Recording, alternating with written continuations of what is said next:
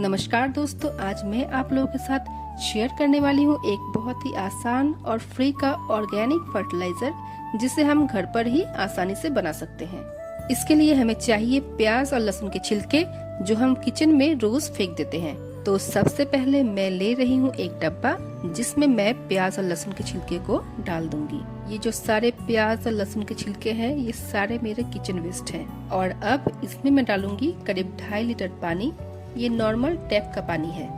अब इस डब्बे को ढककर करीब 1 से 2 महीने के लिए ऐसे ही रख देंगे ताकि छिलके जो है वो अच्छे से पानी में गल जाए और एक पावरफुल लिक्विड फर्टिलाइजर बनकर तैयार हो जाए। और जब ये तैयार हो जाएगा तब हम इसमें पानी मिलाकर अपने पौधे में डाल सकते हैं। इससे पौधे को पोषण मिलेगा, पौधे हरे भरे रहेंगे और अच्छी ग्रोथ होगी। अगर आपको ये आसान गार्डनिंग टिप्स पसंद आई हो तो वीडियो को लाइक करें, शेयर करें और चैनल को सब्सक्राइब करना बिल्कुल ना भूलें। धन्यवाद।